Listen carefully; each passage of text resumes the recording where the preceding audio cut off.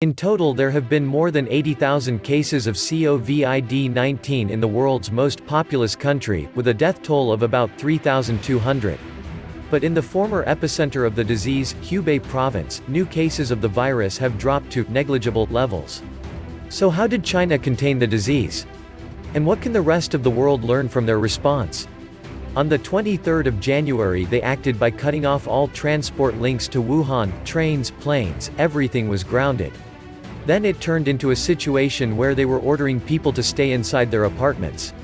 They were allowing one person to leave every second day to do essential things, and gradually that moved to nobody being allowed to leave at all. Deliveries were taken to people's doors. Shop staff uses a board to hand Manto's Chinese steamed bun to customer in Beijing on February 11, 2020. At the moment they are easing up slightly, they're allowing people to leave for medical appointments, but even today Wuhan is still pretty much in lockdown. At the beginning everybody was very shocked that the Chinese government would and could do this, order tens of millions of people, basically under house arrest.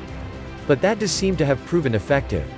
While the Chinese government has been widely criticized for underplaying the severity of the disease when it was first identified in December, its ability to contain the spread has been praised by global health bodies, including the World Health Organization.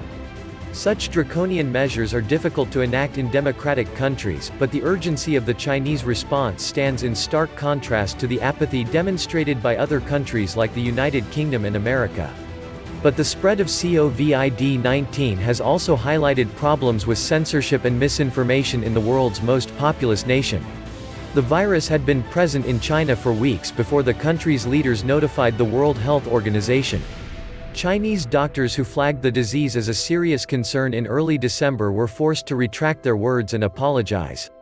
Respected academics who criticized the Communist Party's guardedness were placed under house arrest. And Anna Fifield says Chinese authorities are now trying to change the narrative of how the virus spread around the world. China seizes on every opportunity to make the US look bad, but in this situation Donald Trump has made it very easy to continue spouting this propaganda. But China actively suppressed this information at the beginning.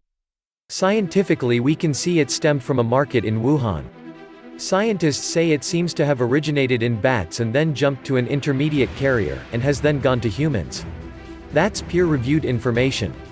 But now China has started up this narrative about how maybe it didn't come from China, maybe in fact it came from the United States, as part of this broader ideological, political, economic war between the countries.